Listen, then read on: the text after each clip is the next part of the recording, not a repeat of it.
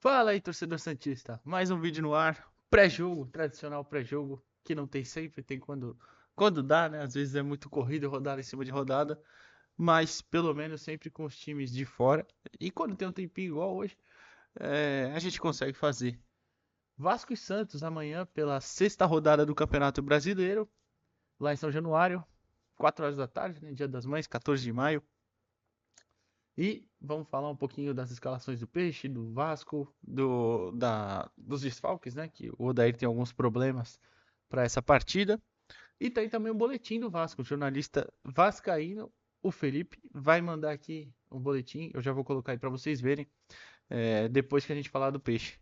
Fechou? Antes de tudo, já deixa aquele likezão, fortalece a gente aqui com essa moral. Se inscreve no canal que é muito importante pra gente. A gente tem que bater a meta aí de chegar em 1.000 inscritos. Estamos com 733, né? Chegar em 1.000 que para poder começar a monetizar e o YouTube entregar para mais pessoas, então é muito importante. Se você puder ajudar, é de graça e é rapidinho.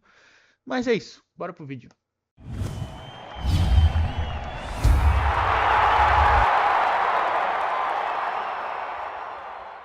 Então, a gente vai ter. Vamos falar das escalações. O Santos que hoje informou, né, que o Lucas Pires apresentou desgaste muscular e virou desfalque para essa partida, né?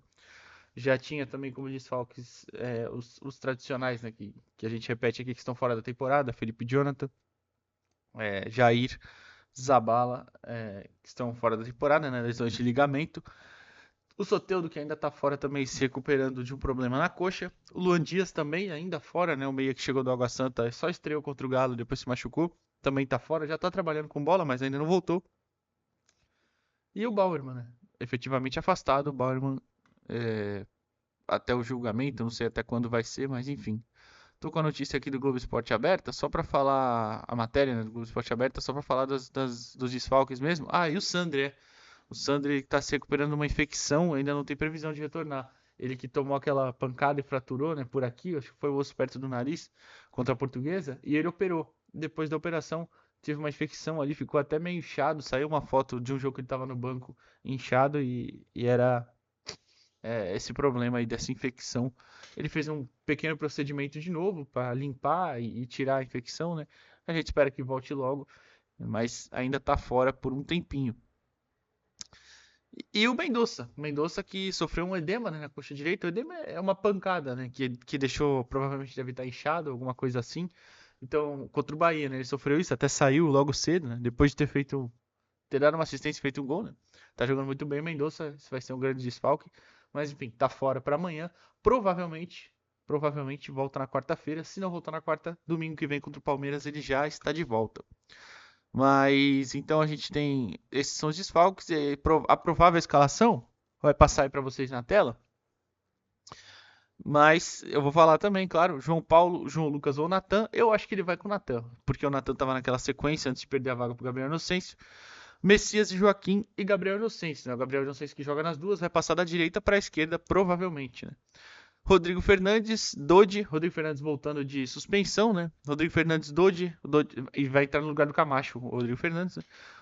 E Lucas Lima. Na frente, Ângelo, David Washington e Lucas Braga ou Lucas Barbosa. O Lucas Braga atuou contra o Cruzeiro, entrou contra o Cruzeiro como titular, né? Aí saiu e o Ângelo entrou no lugar dele no segundo tempo. Contra o Bahia, ele entrou no lugar do Mendonça, mas não foi muito bem.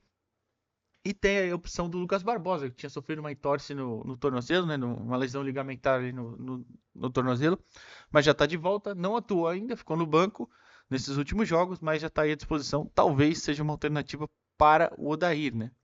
Então são esses os problemas aí do Santos para essa partida. A escalação é essa também, que a gente já falou e passou aí na tela para vocês. E aí a gente vai agora pro boletim do Vasco. Boletim rapidinho, de uns 2 ou 3 minutos. Fica aqui que no fim a gente vai mostrar a tabela da competição também, tá? Bora lá. Fala Edu, fala pessoal do Jogo Falado, tudo bem? Aqui é o Felipe.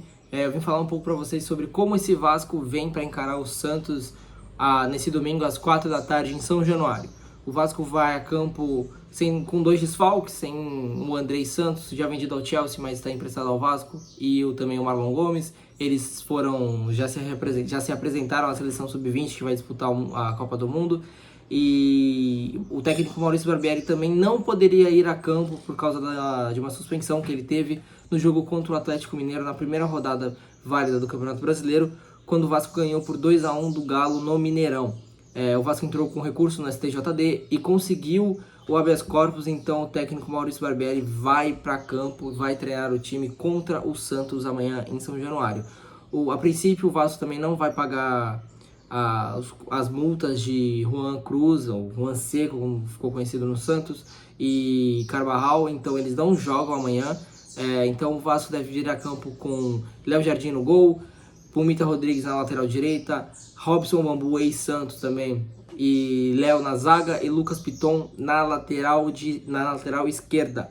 O meio-campo deve ser formado por Rodrigo, Galarza ou Figueiredo no lugar do Andrei Santos, Jair, e no ataque Gabriel Peck, Alex Teixeira e Pedro Raul. Pedro Raul, aliás, vem sendo muito cobrado pela torcida do Vasco por não conseguir performar e não conseguir fazer tantos gols quanto era esperado dele nesse começo de temporada. Por mais que ele seja o artilheiro do time e um dos jogadores que mais participem do jogo do Vasco e é um dos que mais tem números positivos nessa temporada, tá bom? Valeu, Edu, valeu, pessoal, tamo junto. Tá aí, esse foi o Felipe com o boletim do Vasco. Você viu o campinho também, a provável escalação do Vasco. Bom time do Vasco, nome por nome, né? E o Vasco tem a vantagem de jogar só uma competição, né? Mas, enfim. Vamos passar a tabela aí para vocês, a tabela de classificação, para ver a situação atual do Santos, né? O Santos é o nono colocado com 7 pontos, né? Em 5 partidas foram 2 vitórias, 1 empate e 2 derrotas. 7 gols marcados, 5 sofridos, está com saldo de 2, né? Tá empatado ali em 7 pontos com o Inter, o Grêmio, o Galo, todo mundo ali na mesma faixa. Já o Vasco é o 14º com 6 pontos. Só um pontinho a menos, né? Mas algumas posições a menos, porque, claro, o campeonato acabou de começar, tá todo mundo embolado ainda. O Vasco em 5 jogos tem 1 vitória, 3 empates e 1 derrota. É importante pontuar que o Vasco já teve, por exemplo, na última rodada foi um resultado ruim, empatou com o Coxa.